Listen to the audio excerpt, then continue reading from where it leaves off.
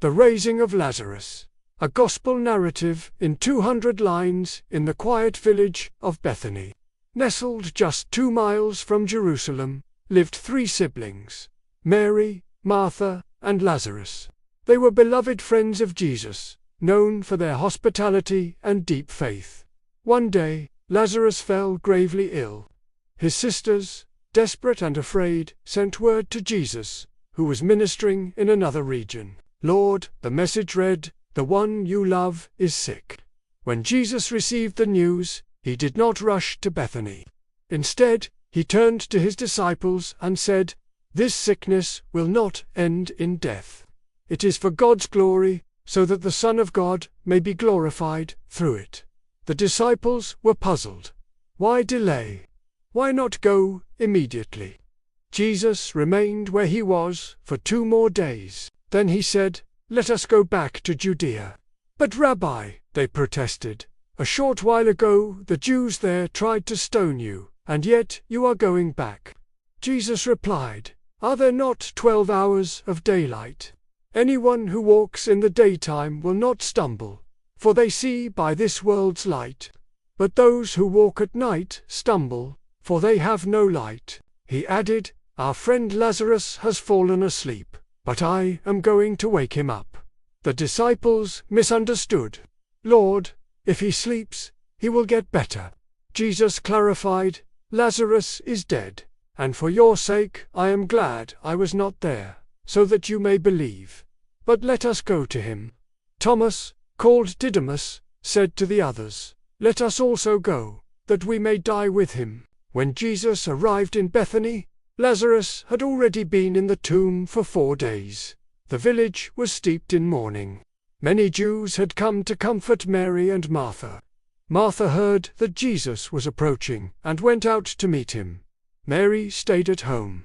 "Lord," Martha said, her voice trembling, "if you had been here, my brother would not have died. But I know that even now God will give you whatever you ask." Jesus said, "Your brother will rise again." "I know he will rise again in the resurrection at the last day." Martha replied. Jesus looked into her eyes and declared, "I am the resurrection and the life. The one who believes in me will live, even though they die. And whoever lives by believing in me will never die." "Do you believe this?" "Yes, Lord," she answered. "I believe that you are the Messiah, the Son of God, who is to come into the world." Martha returned home and whispered to Mary, "The teacher is here and is asking for you." Mary rose quickly and went to him.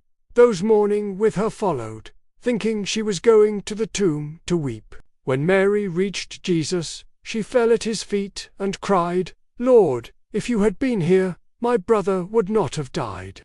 Jesus saw her weeping, and the Jews who had come with her also weeping. He was deeply moved in spirit and troubled. "Where have you laid him?" he asked. "Come and see, Lord," they replied. And Jesus wept. The crowd murmured, "See how he loved him." But some said, "Could not he who opened the eyes of the blind man have kept this man from dying?" Jesus, once more deeply moved, came to the tomb. It was a cave with a stone laid across the entrance. "Take away the stone," he commanded. "But Lord," said Martha, "by this time there is a bad odor, for he has been there for days." Jesus said, "Did I not tell you that if you believe, you will see the glory of God?" So they took away the stone. Jesus looked up and said, "Father, I thank you that you have heard me.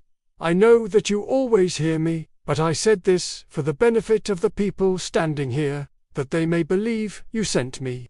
Then he called out in a loud voice, "Lazarus, come out." Silence fell. Then, from the darkness of the tomb, a figure emerged. Lazarus came out, his hands and feet wrapped with strips of linen, and a cloth around his face.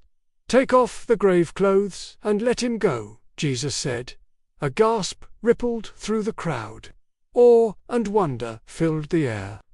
Many who had come to mourn now believed in Jesus, but not all rejoiced. Some went to the Pharisees and reported what had happened. The chief priests and Pharisees convened a council. "What are we accomplishing?" they asked. "Here is this man performing many signs. If we let him go on like this, everyone will believe in him." So, from that day on, they plotted to take his life. Yet in Bethany, joy overflowed. Lazarus lived again. Mary and Martha embraced their brother. Tears of sorrow turned to tears of praise. The miracle echoed through Judea. It was not just a resurrection, it was a revelation. Jesus had shown that he held power over death itself. And so, the raising of Lazarus became a signpost pointing to a greater resurrection to come.